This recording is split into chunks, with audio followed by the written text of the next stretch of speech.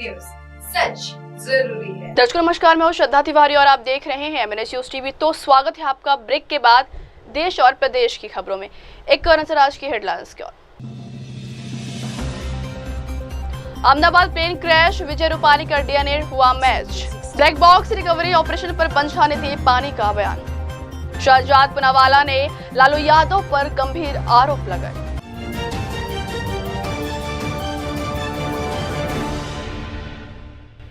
आप देख रहे हैं MNS न्यूज, सच जरूरी है। तो खबरें विस्तार से। अहमदाबाद प्लेन क्रैश, विजय रूपानी का DNA हुआ मैच। गुजरात के अहमदाबाद प्लेन क्रैश में जान गंवाने वाले गुजरात के पूर्व CM विजय रूपानी का DNA मैच हो गया है। उनका शव परिवार को सौंपा जाएगा और राजकोट में उनका अंतिम संस्कार भी किया जाएगा। इस हादसे में मरने वालों का आंकड़ा 275 पहुंच गया है।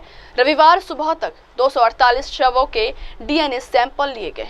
इनमें से 31 मैच हुए हैं, जिनमें से 20 शव परिजन को सौंपे गए। उनके डेथ सर्टिफिकेट भी उपलब्ध कराए गए।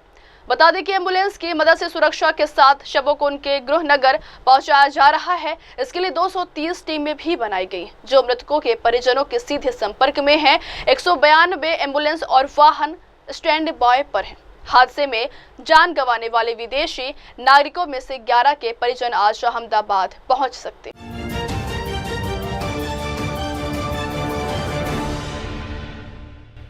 आप देख रहे हैं MNS न्यूज, सच जरूरी है। बढ़ते हैं अगली खबर की ओर। ब्लैक बॉक्स रिकवरी ऑपरेशन पर पंचनामे पानी का बयान। अहमदाबाद में हुए विमान हादसे के बाद जांच एजेंसियों ने ब्लैक बॉक्स की तलाश शुरू कर दी थी। इसी कड़ी में अहमदाबाद नगर निगम ने ऑपरेशन में अहम भूमिका निभाई।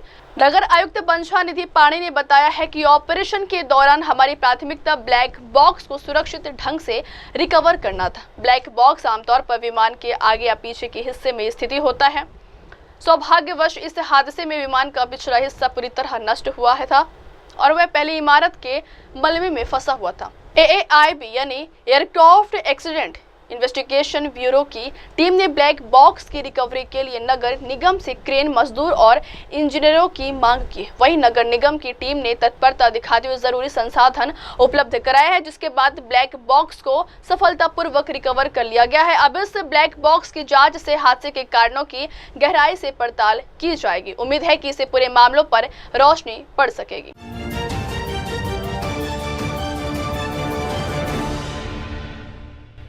आप देख रहे हैं MNS न्यूज, सच जरूरी है। बढ़ते अगली खबर की ओर। शहजाद पुनावाला ने लालू यादव पर गंभीर आरोप लगाए। दिल्ली से बड़ी राजनीतिक टिप्पणी सामने आई है, जहां बीजेपी नेता शहजाद पुनावाला ने RJD प्रमुख लालू प्रसाद यादव पर कड़ी आलोचना की।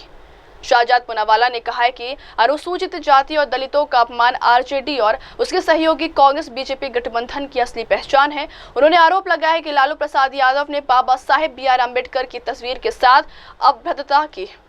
उन्होंने आगे कहा है कि जिस तरह से लालू यादव के पैरों के नीचे अम्बेडकर की तस्वीर रखी गई और उनकी छवि के साथ अपमानजनक व्यवहार हुआ है, वह RJD की असल सोच को दर्शाता है। RJD की विचारधारा गैर संवैधानिक है। उनके लिए बाबा साहेब नहीं बल्कि परिवार और जंगल राज ज्यादा महत्वपूर्ण है। तो वहीं राजनीतिक गलियारों में इस बयान के बाद नई बहस छिड़ गई। जनजाति दलितों का अपमान, यही तो RJD और उनके साथी कांग्रेस और इंडिया अलायंस की पहचान।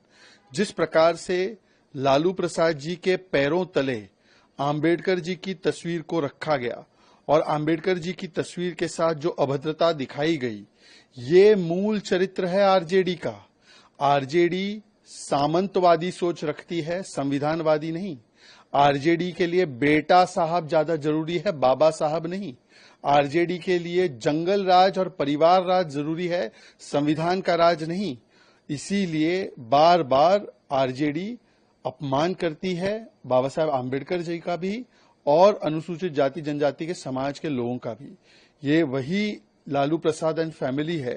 उनके बेटे ने द्रौपदी मुर्मू जी के बारे में जो शब्द इस्तेमाल किए हम जानते हैं। ये वही लालू प्रसाद एंड फैमिली है जो कांग्रेस के निकट है, जिस कांग्रेस ने 2 बार आम्बेडकर जी को हराया, भारत रत्न से वंचित रखा, जिस कांग्रेस ने मुस्लिम आरक्षण की इनके साथ मिलकर बात की, जो आम्बेडकर विरोधी है। ये दोनों मिलकर 370 हटाने को विरोध करते हैं और आर्टिकल 370 के सख्त खिलाफ आम्बेडकर जी थे।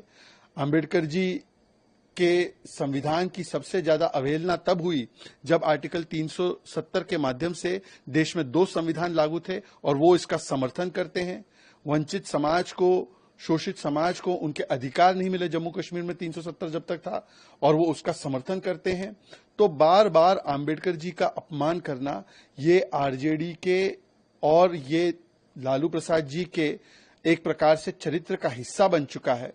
और हमने देखा है ना कि लालू जी के सबसे निकट के व्यक्ति राहुल गांधी ने भी आंबेडकर जी की तस्वीर को अपने पैरों तले रखा था।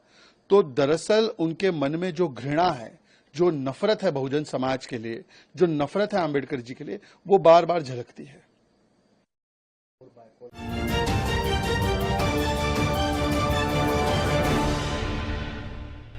आप देख रहे हैं एमएनएस न्यूज, सच जरूरी है। बढ़ते हैं अगली खबर की ओर। मलप्पुरम उपचुनाव पर कांग्रेस और एलडीएफ नेताओं के बयान। मलप्पुरम केरल से उपचुनाव को लेकर राजनीतिक विवाद गर्माता जा रहा है। कांग्रेस और एलडीएफ के नेताओं ने अपने अपने दृष्टिकोण से इस चुनाव को लेकर बयान दिए। कांग्रेस नेता शमा मोहम्मद ने इस उपचुनाव को लेकर गंभीर आरोप लगाए। उन्होंने कहा है कि भारत के इतिहास में पहली बार ऐसा हुआ है कि एक विधायक पीवी अनवर, जिन्होंने अपनी सीट से इस्तीफा दे दिया था, अब उसी सीट के लिए उपचुनाव में खड़े। यह राज्य के पैसे, जनता के काम और चुनाव आयोग की भागीदारी का दुरुपयोग है। शमा मोहम्मद ने कहा है कि उन्होंने पीवी अनवर पर केरल के लोगों को बेवकूफ बनाने का आरोप लगाया है। वहीं एलडीएफ उम्मीदवार एम स्वराज ने भी पीवी अनवर की आलोचना की है। उन्होंने कहा कि पीवी अनवर ने पिछले 9 सालों में कुछ भी नहीं किया है। स्वराज ने सवाल उठाया कि पीवी अनवर किसके साथ विधायक थे और कहा है कि वे एलडीएफ के विधायक थे, इसलिए एलडीएफ की भी विफलता।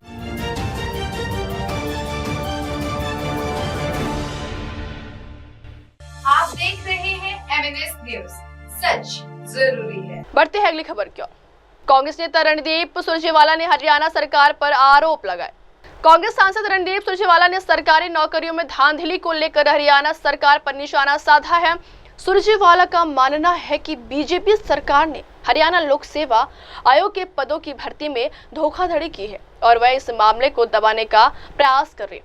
सुरजेवाला ने प्रेस कॉन्फ्रेंस में एक कॉपी दिखाते हुए कहा है कि जांच एजेंसियों ने पाया है कि हरियाणा लोक सेवा आयोग के तहत 5 भर्तियों में धोखाधड़ी की गई थी। एचपीएससी के सचिव ने कहा था कि कार्यालय में मिले 1 करोड़ 8 लाख रुपए एचपीएससी के थे। सुरजेवाला ने हरियाणा सरकार को घेरते हुए कहा है कि इतना कुछ होने के बावजूद ना तो एचपीएससी के चेयरमैन आलोक वर्मा और ना ही एचपीएससी के किसी अन्य अधिकारी को अभी तक जांच के लिए बुलाया गया।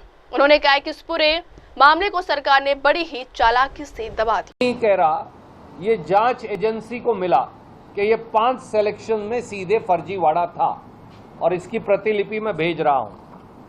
और कमाल की ये बात है कि एचपीएससी के दफ्तर में जहां से 1 करोड़ 8 लाख की अटैचियों में रुपया पकड़ा गया था, उनके सचिव ने अदालत में ये बयान दिया, जो बहुत समाचार पत्रों ने नहीं छापा, कि ये सारा पैसा एचपीएससी का था। उस बयान की प्रतिलिपि भी जो अदालत में दिया गया मैं आपको भेज रहा हूं। इन सब बातों के बावजूद भी ना आलोक वर्मा को तफ्तीश के लिए कभी बुलाया जो चेयरमैन है, न एचपीएससी के किसी और व्यक्ति को बुलाया और पूरा मामला रफा दफा कर दिया गया। ये उसी का परिणाम है कि एक बार फिर अब असिस्टेंट प्रोफेसर भर्ती में गड़बड़ हो गई है। इसके तथ्य क्या है? साल 2019 के बाद हरियाणा में कॉलेज काडर में असिस्टेंट प्रोफेसर की भर्ती नहीं हुई, यानी बच्चे बगैर टीचर के पढ़ रहे हैं। 7 साल बीत गए। अगस्त 2024 में 26 सब्जेक्ट्स के 2424 असिस्टेंट प्रोफेसर के पद एडवर्टाइज्ड एचपीएससी द्वारा किए गए। 1.5 लाख के करीब बच्चों ने, युवाओं ने, युवतियों ने अप्लाई किया।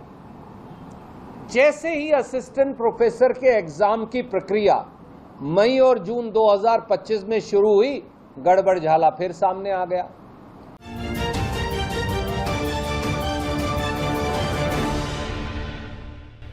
आप देख रहे हैं एमएनएस न्यूज, सच जरूरी है। बढ़ते अगली खबर की ओर।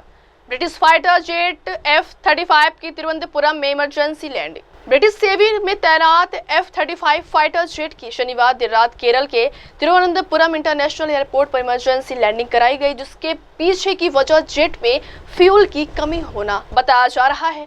जैसे पायलट को पता चला कि टैंक में फ्यूल की कमी है और किसी भी वक्त हादसे का शिकार हो सकता है, इसके बाद उसने नजदीकी एयर स्पेस में इमरजेंसी लैंडिंग की परमिशन मांगी। ये फाइटर जेट तिरुवनंतपुरम पर खड़ा हुआ है। यह जेट यूके के HMS prince of Wales carrier strike group का हिस्सा है, जो मौजूदा समय में हिंद प्रशांत क्षेत्र में तैनात है और हाल ही में भारतीय नौसेना के साथ संयुक्त अभ्यास पूरा किया। विमान फिलहाल हवाई अड्डे पर खड़ा है। सूत्रों ने बताया कि केंद्र सरकार से संबंधित अधिकारियों से मंजूरी मिलने के बाद ही ईंधन भरा जाएगा।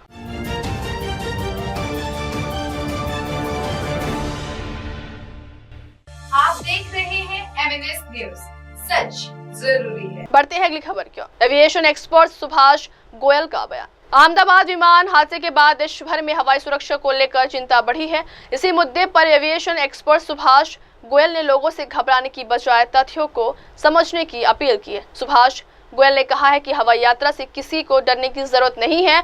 सड़क दुर्घटनाएं हवाई हादसों की तुलना में कहीं ज्यादा होती है, लेकिन हम सड़क पर चलना नहीं छोड़ते, जिंदगी चलती रहती है। अहमदाबाद हादसे को लेकर उन्होंने बताया कि जिस विमान की दुर्घटना हुई है वह पहले पेरिस से आया था, फिर दिल्ली में उसका तकनीकी निरीक्षण हुआ और उसके बाद वह अहमदाबाद पहुंचा। ये ऐसा है, जहाँ तक आप ये कह रहे हैं कि एयर ट्रैवल जो है वो सेफ नहीं है, जितने एयर ट्रैवल में एक्सीडेंट्स होते हैं उससे 1000 गुना ज़्यादा रोड पे होते हैं और उससे 1000 गुना ज़्यादा रोड पे लोगों की मौत होती है। तो देखिए, जब लिखा होता है तभी आदमी मौत आती है।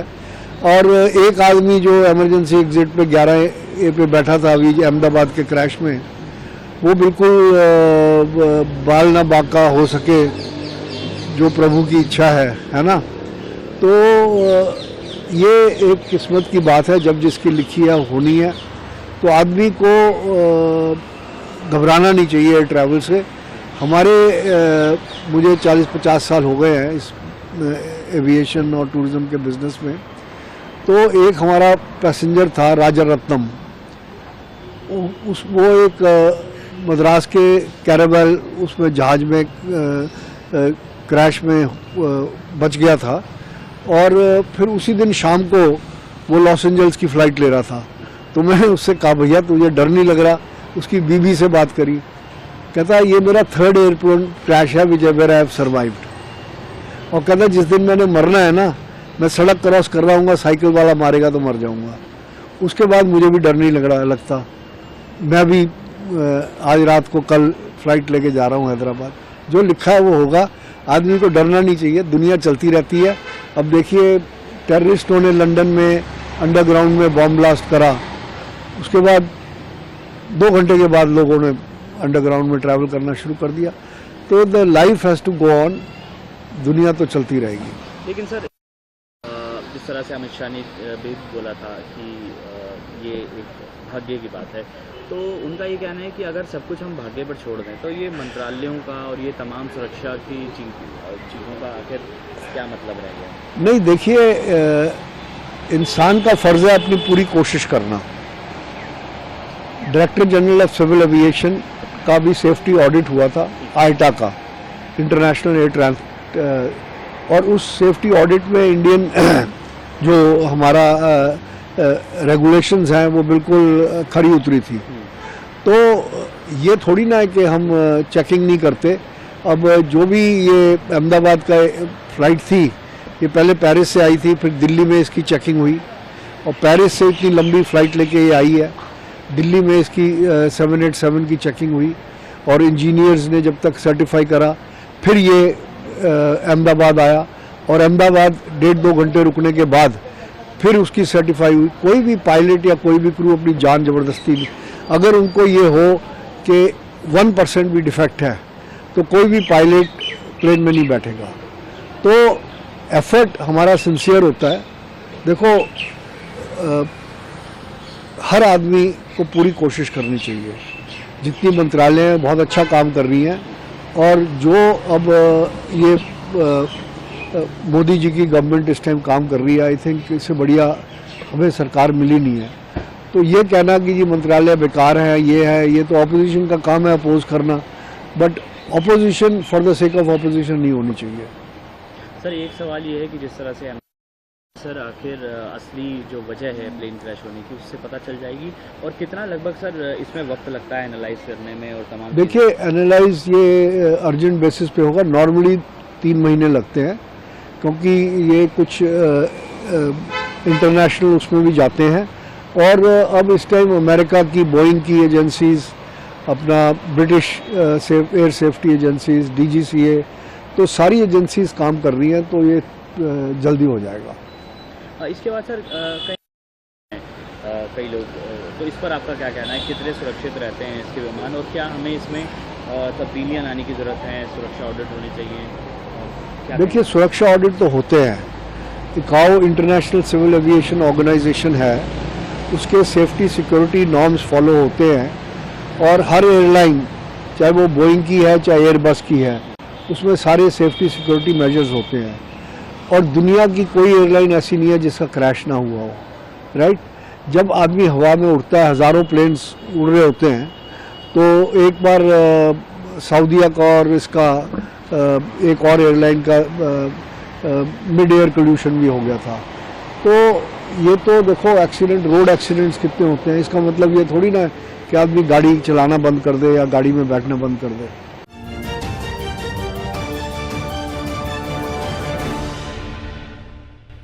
आप देख रहे हैं MNS न्यूज, सच जरूरी है। बढ़ते हैं अगली खबर की ओर। एयर इंडिया विमान हादसे की जांच शुरू। लंदन जाने वाली एयर इंडिया की फ्लाइट हादसे का शिकार हो गई है। हादसे में भारी जनहानि हुई है और विमान दुर्घटना जांच ब्यूरो यानी AAIB की टीम जांच के लिए मौके पर पहुंच गई है। जानकारी के मुताबिक विमान में कुल 242 लोग सवार थे, जिनमें चालक दल के सदस्य भी शामिल थे। दुर्भाग्यवश इस दर्दनाक हादसे में 241 लोगों की मौत हो गई है। दुर्घटना स्थल पर विमान दुर्घटना जांच ब्यूरो की टीम ने मौके का मुआयना शुरू कर दिया है। ब्लैक बॉक्स मलबे की स्थिति और तकनीकी पहलुओं की गहन जांच की जा रही है, ताकि हादसे के कारणों का पता चल सके।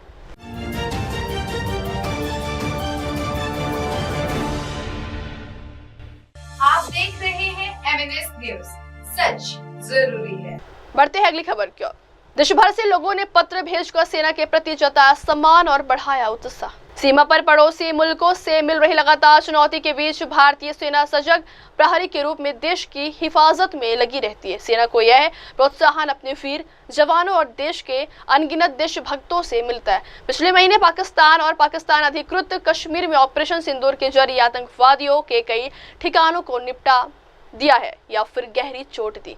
अब सेना ने एक वीडियो पोस्ट कर ऑपरेशन के दौरान फौज के प्रति अटूट समर्थन और गहरी प्रशंसा के लिए आभार जताया। सेना ने इस वीडियो में आम नागरिकों की ओर से भेजे गए पत्र को संकलित किया है, जिसमें लोगों ने सेना के प्रति अपना अपार समर्थन और श्रद्धा जताई।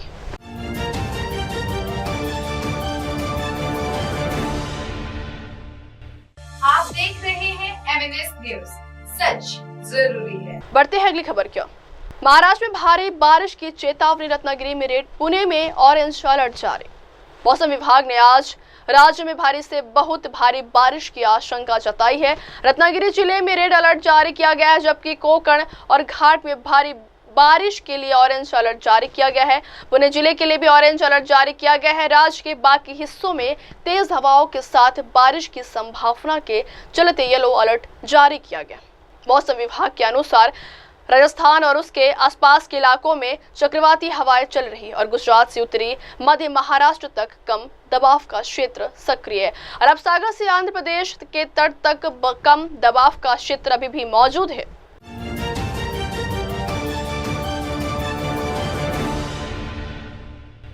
आप देख रहे हैं MNS न्यूज, सच जरूरी है। बढ़ते अगली खबर क्यों। यूपी में 60,000 से ज्यादा सिपाहियों को मिला नियुक्ति पत्र। अमित शाह बोले जाति के आधार पर बंद हुई भर्ती। यूपी की राजधानी लखनऊ में केंद्रीय गृह मंत्री अमित शाह ने आज 60,244 चयनित सिपाहियों को ज्वाइनिंग लेटर दिए गए। यूपी में पहली बार ऐसा हुआ है जब इतने बड़े पैमाने पर ज्वाइनिंग लेटर बांटे गए। इस दौरान गृह मंत्री शाह ने सीएम योगी की तारीफ करते हुए कहा कि योगी सरकार में अब गुंडों का फरमान नहीं चलता है। अगले 5 सालों में ऐसी व्यवस्था हो जाएगी कि किसी भी FIR के बाद 3 साल के भीतर उस पर सुप्रीम कोर्ट तक से फैसला हो जाएगा। इसी दौरान CM योगी आदित्यनाथ ने कहा है कि मैं पुलिस बल और 60,244 नए रिक्रूटों को शुभकामनाएं देना चाहता हूं। इस नियुक्ति पत्र वितरण पर मैं गृह मंत्री अमित शाह को धन्यवाद देना चाहता हूं। यह नियुक्ति ऐसे समय में की जा रही है जब देश PM मोदी के नेतृत्व में उनकी सेवा, सुशासन और सामाजिक कल्याण के कारण बदलाव देख रहा है। उत्तर प्रदेश पुलिस बल के अधिकारीगण और उत्तर प्रदेश के सभी 75 जनपदों के 826 विकास खंडों और 762 नगर निकायों से संबंधित उत्तर प्रदेश के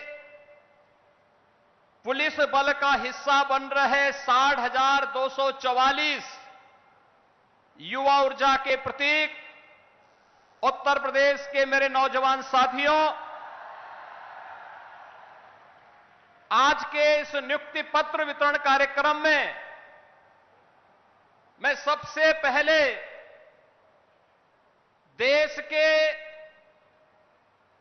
परम यशस्वी गृह और सहकारिता मंत्री आदरणीय अमित शाह जी का उत्तर प्रदेश वासियों की ओर से उत्तर प्रदेश के आप सभी 60,244 नवनियुक्त पुलिस कार्मिकों की ओर से हृदय से स्वागत करता हूं, अभिनंदन करता हूं।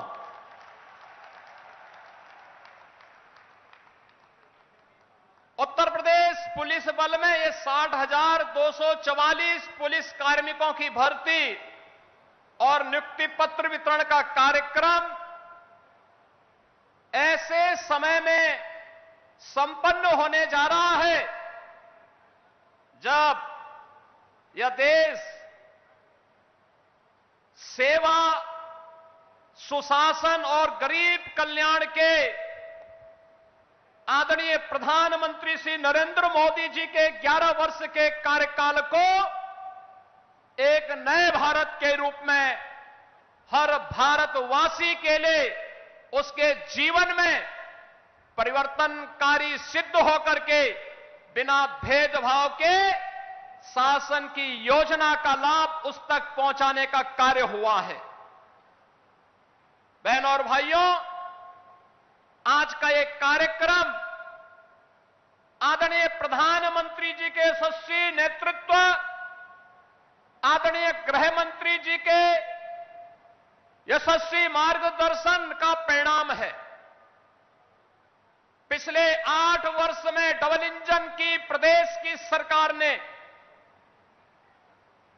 8.5 लाख से अधिक सरकारी नौकरियां उत्तर प्रदेश के नौजवानों को दे करके परीक्षा की शुचिता और पारदर्शिता क्या हो सकती है उसका उदाहरण प्रस्तुत किया। और उसका एक उदाहरण आज यहां पे 60,244 पुलिस कार्मिकों के नियुक्ति पत्र वितरण का एक कार्यक्रम भी उसका साक्षी बनने जा रहा है। प्रदेश के लोकप्रिय और सफल मुख्यमंत्री श्रीमान योगी आदित्यनाथ जी, मेरे मित्र और उत्तर प्रदेश के उप मुख्यमंत्री श्रीमान केशव प्रसाद मौर्य जी, उत्तर प्रदेश के उप मुख्यमंत्री श्री ब्रिजेश पाठक जी, उत्तर प्रदेश भारतीय जनता पार्टी के अध्यक्ष श्री भूपेंद्र सिंह चौधरी जी, और आज जिनके जीवन की नई शुरुआत हो रही है, ये उत्तर प्रदेश के 60,244 भाइयों बहनों, आप सभी को मेरा बहुत बहुत शुभकामनाएं। मित्रों, आज हम सबके लिए भी एक बहुत बड़ा अवसर है, मगर मेरे सामने जो युवा बैठे हैं उनके जीवन का आज शायद सबसे शुभ दिन है, क्योंकि आज ये 60,000 से ज्यादा युवा जो उत्तर प्रदेश के हर समाज, हर जाति, हर जनपद, हर तहसील का प्रतिनिधित्व करते हैं, वो सभी आज से भारत के सबसे बड़े पुलिस बल का अभिन्न हिस्सा बनने जा रहे हैं। और इसलिए मैं ये सभी 60,244 युवाओं को मनपूर्वक अनंत अनंत शुभकामनाएं देना चाहता हूं। उत्तर प्रदेश का पुलिस बल पूरे देश में सबसे बड़ा पुलिस बल है। आजादी के वक्त उत्तर प्रदेश के पुलिस बल में एक प्रकार से पूरे देश के साथ इसकी कंपैरिजन होती थी, मगर कुछ साल जो रहे उत्तर प्रदेश की कानून और व्यवस्था बिगड़ती गई और हमारे 2017 में भारतीय जनता पार्टी की सरकार बनी, योगी जी मुख्यमंत्री बने, उत्तर प्रदेश पुलिस फिर से नई बुलंदियों को हासिल करने के रास्ते पर आगे बढ़ रहा है। और आप सभी के लिए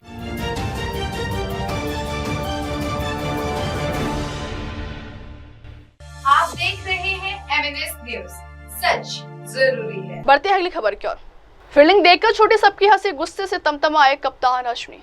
तमिलनाडु प्रीमियर लीग में शनिवार को खेले गए सीकेएम मदुरै पैंथर्स बनाम डिंडीगुल ड्रैगन्स मैच में कुछ ऐसा देखने को मिला जिसे देखकर हर कोई हंसने लगा।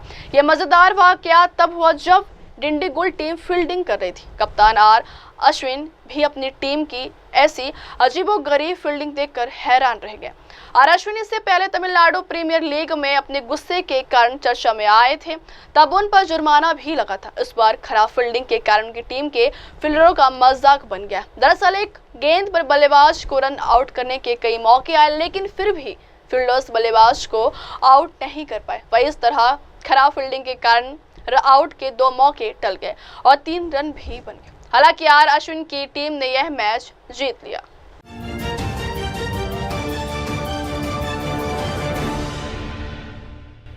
आप देख रहे हैं MNS न्यूज, सच जरूरी है। बढ़ते हैं अगली खबर की ओर। केदारनाथ हेलीकॉप्टर हादसा, सीएम पुष्कर धामी ने की बड़ी बैठक। केदारनाथ में हेलीकॉप्टर हादसे में एक नई जानकारी सामने आई है। उत्तराखंड के सीएम पुष्कर सिंह धामी ने मुख्य सचिव यूकाडा और DGCA के अधिकारियों के साथ बैठक की। सीएम ने कहा कि जरूरी गाइडलाइन का पालन किया जाए वरना कार्रवाई होगी। सीएम पुष्कर सिंह धामी ने कहा कि आज सुबह खराब मौसम के कारण एक हेलीकॉप्टर दुर्घटनाग्रस्त हो गया है। मैं ईश्वर से उन लोगों के लिए प्रार्थना करता हूं जिन्होंने अपनी जान गंवाई। उन्होंने कहा कि मैंने तत्काल एक आपातकालीन बैठक बुलाई गई है और जरूरी कदम उठाए हैं। उन्होंने कहा कि हम नहीं चाहते हैं कि आगे इस तरह की और कोई घटना सामने आए और किसी भी नागरिक की मौत हो। हेलीकॉप्टर क्रैश हुआ सर, आपने अपडेट हाई लेवल मीटिंग भी की सर, किस स्थिति है सर, क्या अपडेट पूरा सर? बहुत दुखद घटना है। आज प्रातःकाल खराब मौसम के कारण एक हेलीकॉप्टर दुर्घटनाग्रस्त हो गया। मैं सबसे पहले तो जो दुर्घटना में जिनकी जान गई है, जो हताहत हुए हैं, उनके लिए भगवान से प्रार्थना करता हूं कि भगवान उनको अपने श्री चरणों में स्थान दे और उनके परिवार के लोगों को जो असमय ये दुख आया है, कष्ट आया है, इस दुख को सहन करने की शक्ति प्रदान करे। और साथ ही इनको गंभीरता से लेते हुए हमने तत्काल एक आपातकालीन बैठक बुलाई है और उस बैठक में निर्देश दिए हैं कि एक सख्त SOP बनाई जाए जिसमें किसी भी कीमत पर जो हमारे DGCA के रूल हैं, मानक हैं, उनके मानकों के साथ किसी भी प्रकार का कोई भी ढिलाई न बरती जाए और जो उच्च हिमालयी क्षेत्र हैं, उच्च हिमालयी क्षेत्रों में चलने वाले पायलटों को उसका अनुभव हो, ये एविएशन कंपनियां भी सुनिश्चित करें। एक कंट्रोल एंड कमांड सेंटर यहाँ पर स्थापित किया जाए और जो इस घटना में दोषी हैं, जिनके कारण से घटना हुई है, उनको तत्काल उनके खिलाफ सख्त कार्रवाई की जाए। और आज और कल 2 दिनों तक सभी एविएशन कंपनियां और DGCA और यूकाडा और AIB सब मिलकर पहले एक बार पूरे आगे की हेली सेवा के लिए समीक्षा करें, तत्पश्चात ही हेली सेवा को चलाया जाए। आज और कल हेली सेवा नहीं चलेंगी, खराब मौसम भी है और जब तक लोग यात्रियों की सुरक्षा सुनिश्चित नहीं हो जाती है तब तक ये सेवाएं बंद रहेंगी, क्योंकि हमारे लिए एक भी यात्री की जान सर्वोच्च प्राथमिकता है, उनकी सुरक्षा सर्वोच्च प्राथमिकता है। उसी के आधार पर आगे इन सेवाओं का संचालन होगा।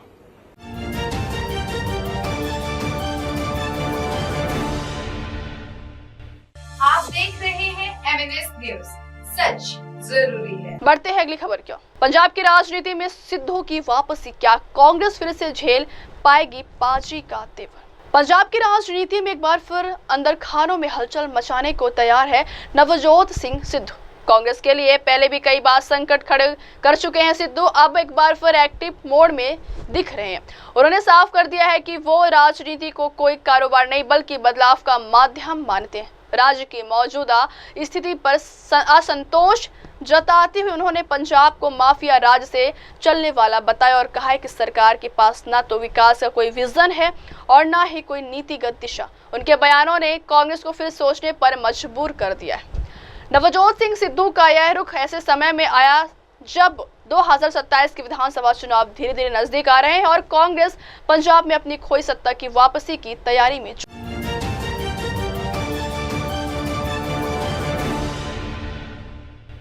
आप देख रहे हैं MNS न्यूज, सच जरूरी है। बढ़ते हैं अगली खबर की ओर।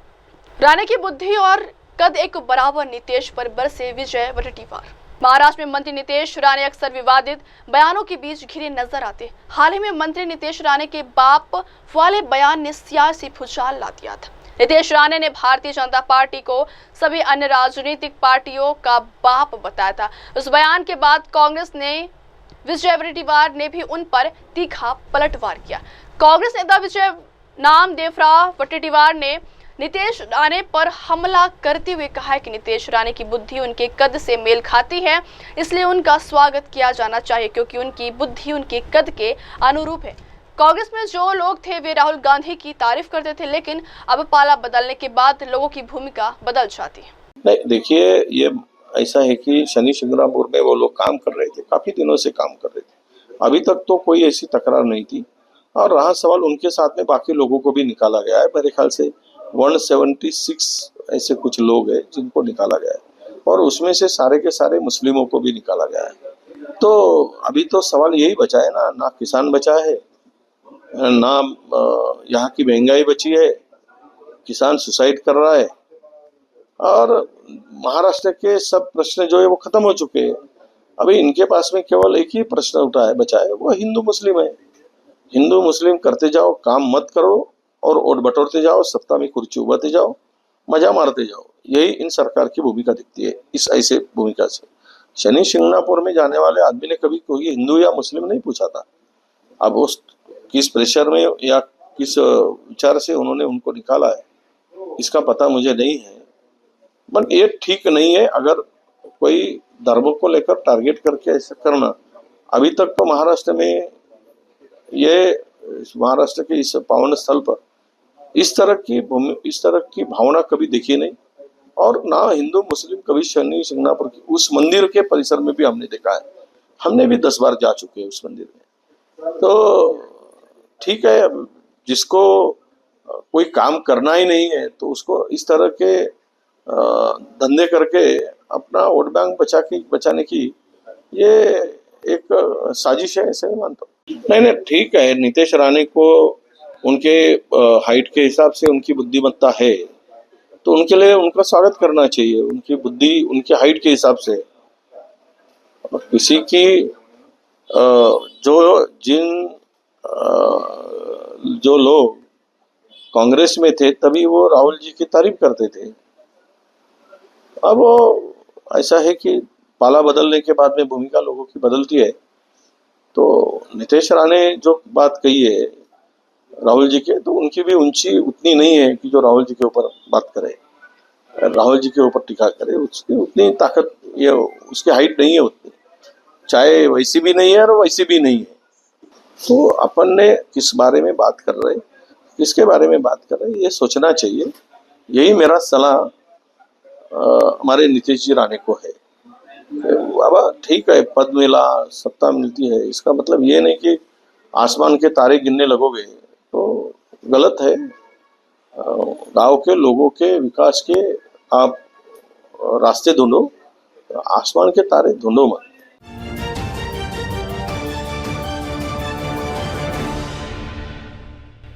आप देख रहे हैं MNS न्यूज, सच जरूरी है। बढ़ते हैं अगली खबर की ओर। संघ के बिना चुनाव मैदान में भाजपा है जीरो, यूबीटी नेता भास्कर जाधव का दावा। शिवसेना उद्धव ठाकरे गुट से विधानसभा में पक्ष नेता भास्कर जाधव ने कहा है कि जब भी चुनाव आते हैं तो आरएसएस भाजपा के समर्थन में मैदान में उतरता है। संघ के सिवाय भाजपा जीरो है, वह जीत ही नहीं सकती। देश में हिंदुत्व का प्रचार हो या राम मंदिर निर्माण, सभी पार्टी, सभी जाति धर्म के लोग जाते हैं। भास्कर जाधव ने स्थानीय निकाय चुनाव के संदर्भ में नागपुर पदाधिकारियों की बैठक लेने आए थे। भास्कर जाधव ने कहा है कि मंदिर निर्माण के लिए सभी धर्म के लोगों से दान लेते हैं और चुनाव आता है तो सिर्फ भाजपा प्रचार करते हैं। संघ की यह दोहरी नीति लोगों की समझ में आ गई है। जाधव ने दावा किया कि मैं सदन में नियम व कायदे के दायरे में रहकर पूरी आक्रामकता से अपना पक्ष रखता हूं, आंख में आंख डालकर बोलता हूं, इसलिए बीजेपी मुझसे घबराती है।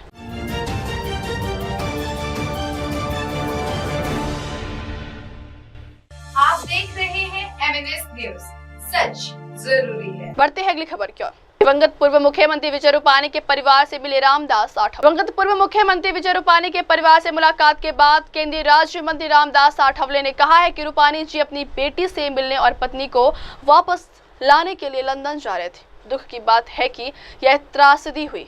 मैं बहुत दुखी हूं। आज मैंने उनकी पत्नी, अमेरिका से आए बेटे और लंदन से आई बेटी से मुलाकात की। 12 तारीख को जो अहमदाबाद से लंदन जाने वाला जो एयर इंडिया का एयरक्राफ्ट था,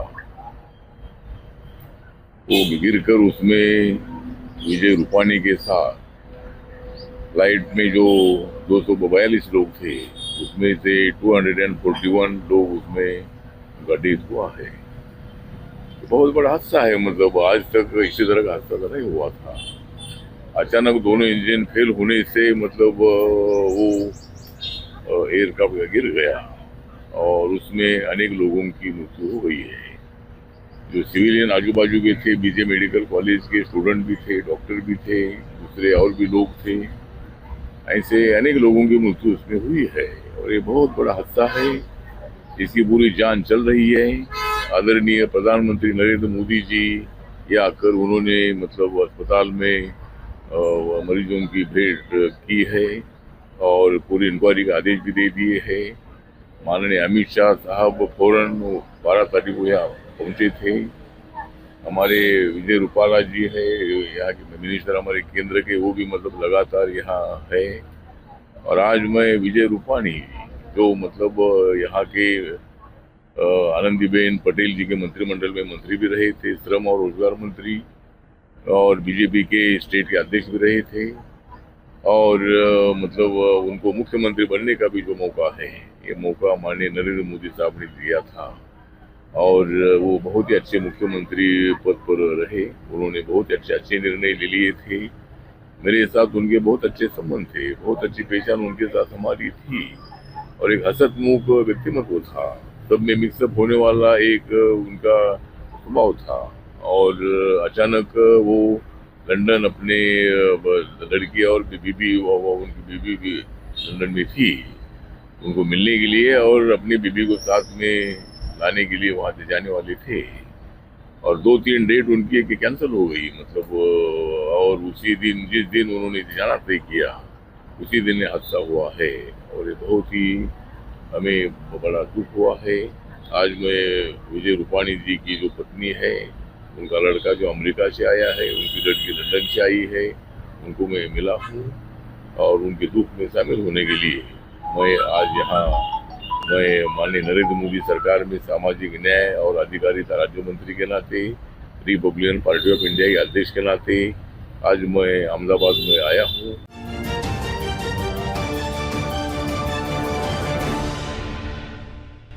आप देख रहे हैं MNS न्यूज, सच जरूरी है। बढ़ते हैं अगली खबर की ओर।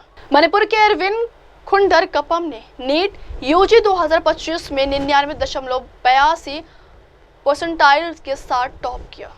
मणिपुर में नीट यूजी 2025 में 99.82 परसेंटाइल हासिल कर टॉप करने वाले एरविन खुंडर कपम ने कहा है कि मुझे बिल्कुल भी उम्मीद नहीं थी कि ऐसा होगा, क्योंकि यह साल का सबसे खराब परीक्षा था मेरे लिए।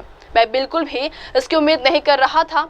शुरू में मैं इंजीनियर बनना चाहता था, लेकिन मेरे पिता ने डॉक्टर बनने के महत्व को समझा, इसीलिए मैंने 2023 में पहली बार नीट की परीक्षा दी। मेरी कक्षा 11 के परिणाम कोविड के कारण अच्छे नहीं थे, इसलिए मैं तब अच्छी तैयारी नहीं कर पाया था। इस बार मैंने पूरी मेहनत की और मैं बेहतर प्रयास किया।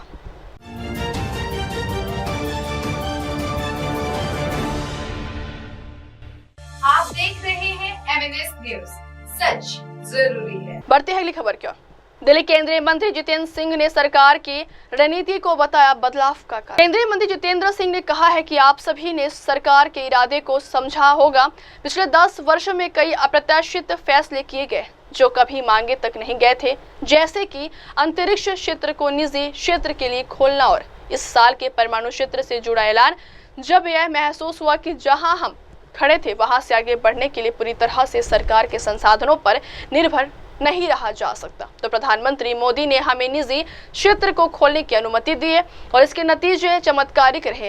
यदि आप अंतरिक्ष क्षेत्र की ही बात करें तो 4-5 साल पहले तक हम एक बहुत ही छोटा अर्थव्यवस्था थे। आज यह 8 बिलियन की अर्थव्यवस्था बन गया है और इसकी वृद्धि की गति इतनी तेज है कि आने वाले 8-10 वर्षों में हम उम्मीद करते हैं कि यह 5 गुना बढ़कर 45 बिलियन तक पहुंच जाएगा।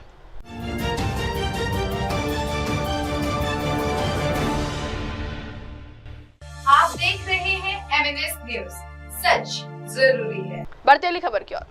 उत्तराखंड हेलीकॉप्टर दुर्घटना पर बोले विक्रमादित्य सिंह। उत्तराखंड में हुई हेलीकॉप्टर दुर्घटना पर हिमाचल प्रदेश के लोक निर्माण मंत्री विक्रमादित्य सिंह ने गहरी चिंता व्यक्त की है।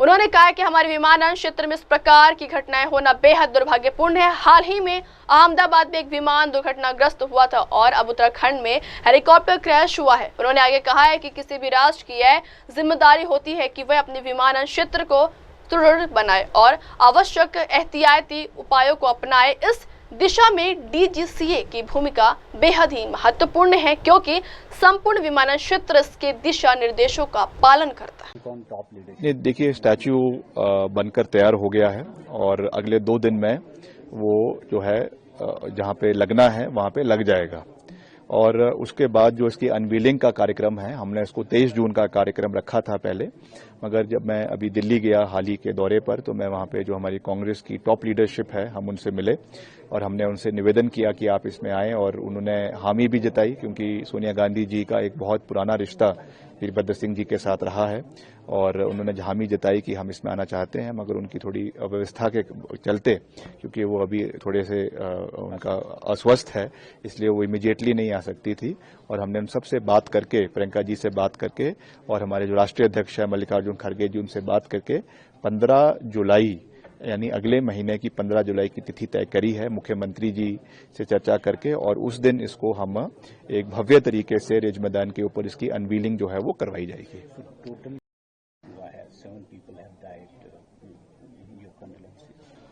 देखिए, ये बहुत दुख की बात है कि जो हमारी एविएशन सेक्टर है देश का, उसमें जिस तरीके की दुर्घटनाएं हो रही है। अभी कुछ ही दिन पहले अहमदाबाद में जो ड्रीम लाइनर एयरक्राफ्ट है एयर इंडिया का, बोइंग, उसकी जो है दुर्घटना हुई, उसमें बहुत से लोग, करीबन 250 से 300 लोगों की मृत्यु हुई है। एक बहुत बड़ा झटका है हमारी एविएशन सेक्टर को और अब एक और खबर जो है वो उत्तराखंड से हेलीकॉप्टर क्रैश की आई है, तो निश्चित तौर से ये हमारे लिए चिंता का विषय है। निश्चित तौर से सिविल एविएशन सेक्टर को मजबूत करना ये हर देश का दायित्व बनता है और उसमें ज़्यादा से ज़्यादा लोग फ्लाई करें, ज़्यादा से ज़्यादा इसमें, क्योंकि इकोनॉमी बूस्ट होती है, मगर एट द सेम टाइम जो प्रिकॉशनरी मेजर्स हमको लेने हैं वो भी लेने बहुत आवश्यक है और इसमें जो DGCA है, directorate general of civil aviation, they play a very crucial role, क्योंकि उन्हीं के ही जो है गाइडलाइंस से सारा एविएशन सेक्टर चलता है, चाहे वो प्लेन्स है, एयरक्राफ्ट्स है या हेलीकॉप्टर्स है, तो उनको अपने शिकंजा इस पर मजबूत करने की आवश्यकता है, सारे गाइडलाइंस फॉलो करने की आवश्यकता है ताकि इस तरीके के दुर्घटनाएं देश के अंदर ना हो और कीमती जानें जो है वो इस तरीके के अनफॉर्चुनेट एक्सीडेंट्स में जो है वो ना जाएं।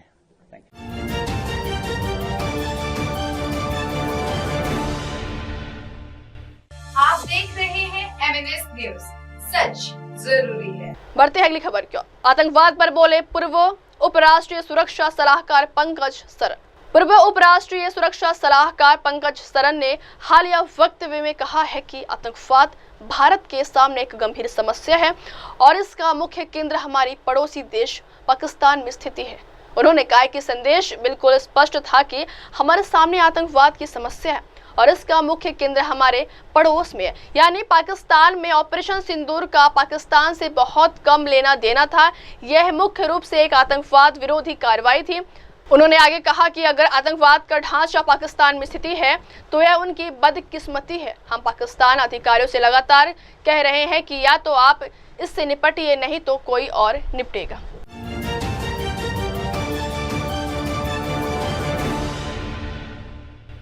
आप देख रहे हैं MNS न्यूज, सच जरूरी है। बढ़ते अगली खबर की ओर। मथुरा में इमारत ढहने की घटना, राहत कार्य जारी। यूपी के मथुरा जिले से एक दुखद खबर सामने आई। गोविंदनगर थाना क्षेत्र में कच्ची सड़क पर स्थित इमारत अचानक ढह गई है। प्रशासन और राहत टीम मौके पर पहुंच चुकी है। एसपी मथुरा श्लोक कुमार ने जानकारी देते हुए बताया है कि यह घटना मसानी इलाके में घटी, जहां एक कच्ची सड़क पर बनी इमारत गिर गई। हादसे की सूचना मिलते ही अग्निशमन विभाग की टीम मौके पर पहुंच गई है और बचाव कार्य शुरू कर दिया गया। अब तक की जानकारी के मुताबिक एक व्यक्ति को सुरक्षित बाहर निकाल लिया गया है। उसे चिकित्सकीय निगरानी में रखा गया है और उसकी हालत स्थिर बताई जा रही है।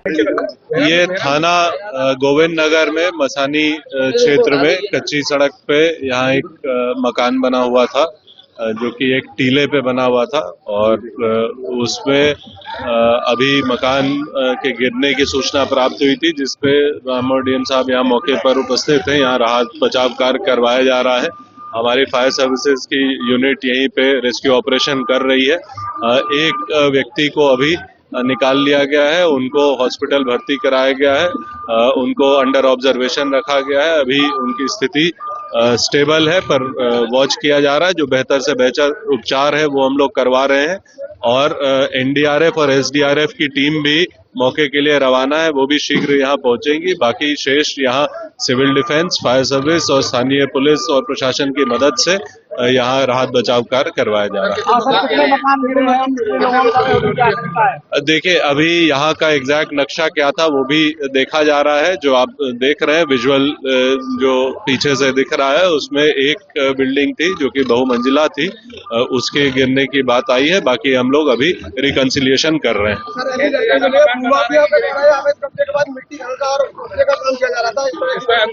देखिए, ये निजी जमीन पे बना हुआ ये मकान था, तो बाकी चीजें हम लोग देखेंगे। सबसे पहले हमारी प्रायोरिटी है जो भी लोग इससे प्रभावित हुए हैं उन सबको जो भी सुविधा है, जो उपचार है, वो उपलब्ध करवाएं।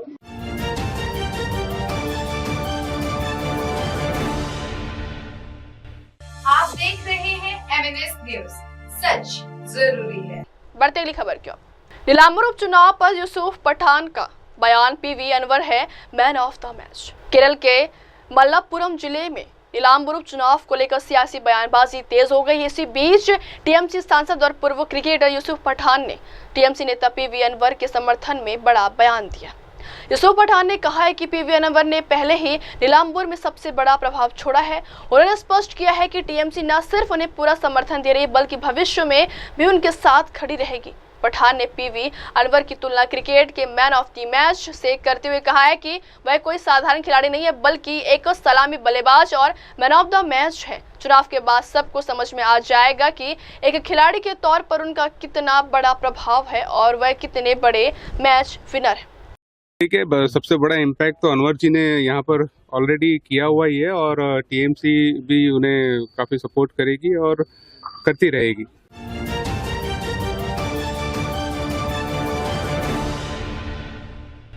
आप देख रहे हैं MNS न्यूज, सच जरूरी है। बढ़ते अगली खबर की ओर।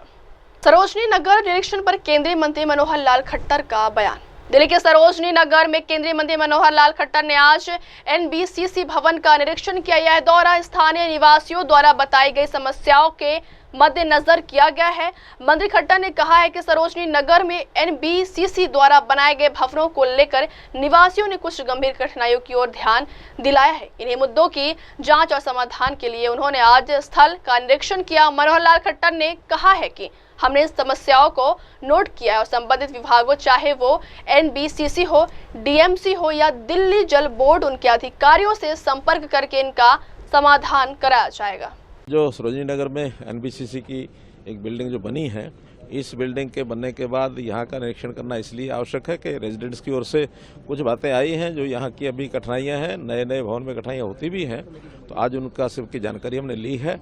और अब जो संबंधित विभाग हैं, चाहे वो एनबीसीसी है, एनडीएमसी है या दिल्ली जल बोर्ड है, ऐसे सब अधिकारियों को बुला करके इनकी समस्याओं का समाधान किया जाएगा, जल्दी समाधान कराएंगे। हाँ सर, कहीं और भी दिल्ली में एरिया में जाएंगे? अभी यहाँ से जो एक मार्केट बनी है, यहाँ एनबीसीसी ने बनाई है, सरोजनी नगर की मार्केट, उसमें जाएंगे। और जो वाटर लॉगिंग खास करके लुटियन जोन में जो होता है, लोधी रोड उस एरिया में, उसको भी हम देखेंगे, उसकी समस्याओं का हल कैसे निकाला जा सकता है, क्योंकि वर्षा आने वाली है। इसलिए जो पहले समस्या पिछले वर्ष हमने देखी थी, वो समस्या इस बार ना आए, ऐसा हम पुख्ता इंतजाम करेंगे। अब वक्त हो चलो दर्शकों ब्रेक के बाद ही खबरें मेरे सहयोगी मिनल के साथ। तब तक के लिए देखते रहिए देश और दुनिया की तमाम बड़ी खबरें। धन्यवाद।